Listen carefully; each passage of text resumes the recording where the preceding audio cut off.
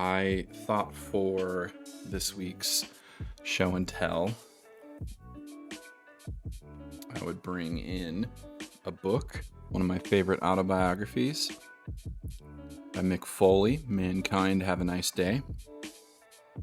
And if you don't know who Mick Foley is, he's a wrestler and he has a few pseudonyms. He goes by Cactus Jack, Dude Love, Mankind, and then also just his real name, Mick Foley.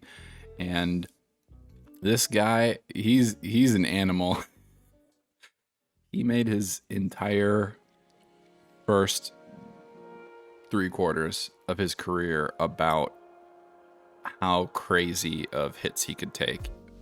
But looking at it as fake is kind of interesting because obviously the stuff they do can absolutely hurt them. When you take a hit that is a planned thing, it's a bump. And Mick Foley, like, he would just take bumps you couldn't fake. He would do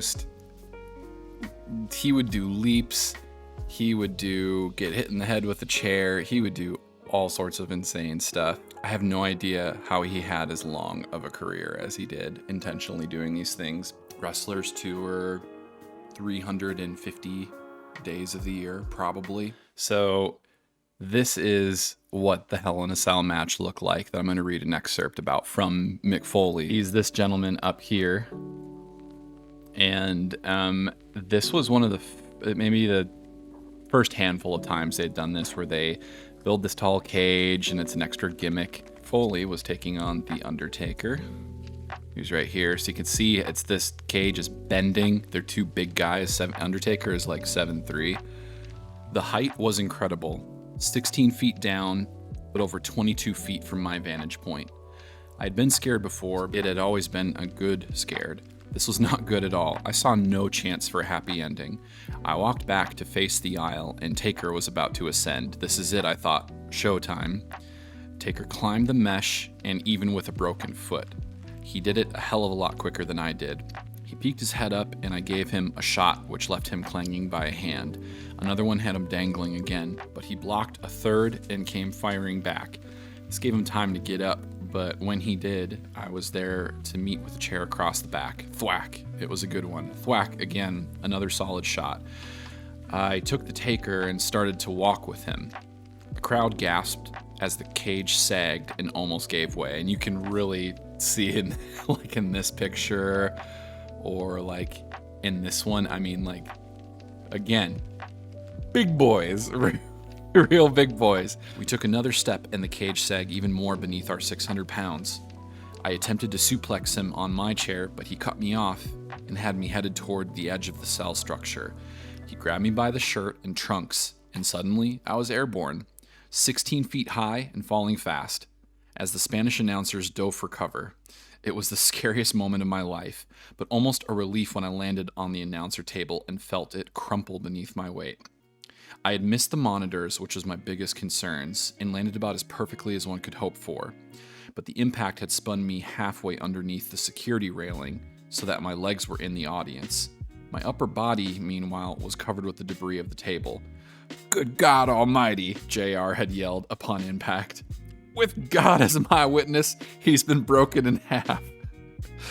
Side note, I love JR's announcing. Actually, I felt surprisingly alright as I lay there amongst the wreckage. My shoulder was hurting, as it had become dislocated from the fall, and I felt a dull pain in my kidney area. Other than that, I felt okay. I actually had a feeling of inner peace about me, as I was tended to by officials, Terry, and even Vince, who had broken character by being legitimately concerned. At least, I mistakenly thought as I enjoyed the attention, the worst is over. I was about as wrong in that assessment as can possibly be. The reaction of the crowd was phenomenal. I have never experienced or seen a reaction like it before, and I doubt I ever will again.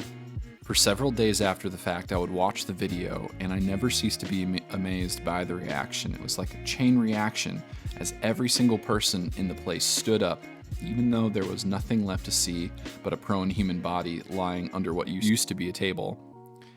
"Good God, he's been," I'd hear, and then I would rewind. "Good God, he's," rewind. The reaction lasted for minutes. changing from yells of disbelief to rhythmic hockey chants of Undertaker, clap, clap, clap. Taker looked almost mythical as he stood perched atop of the cage. So this is the second throw that you're seeing on this side.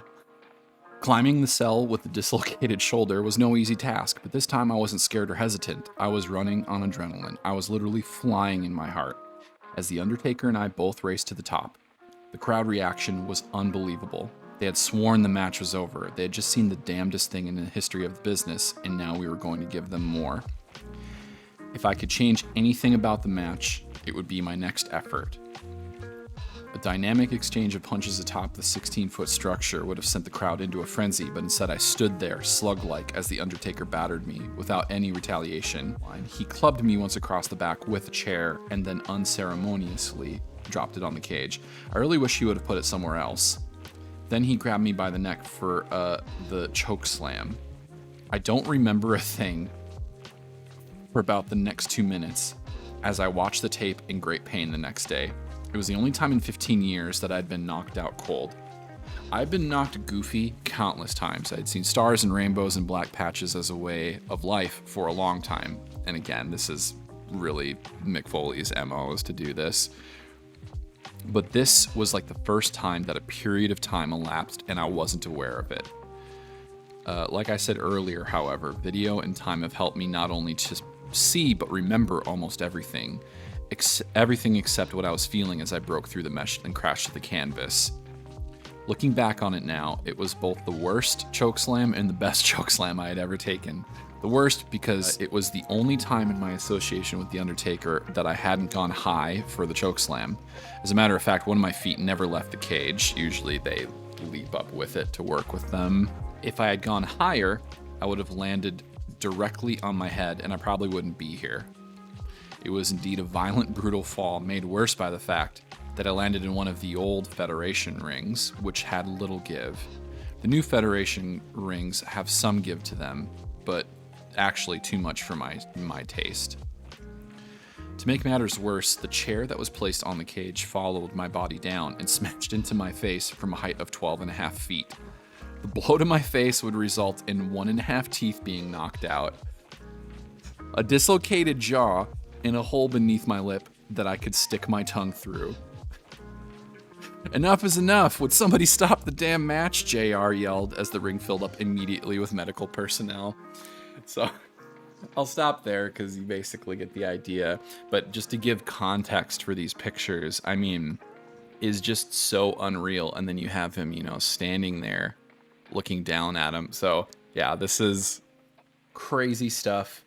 I thought I would share that with you. That match is definitely on YouTube. If you're ever curious to see what it's like to watch like a 300-pound guy fall off of this and hit this table like perfectly,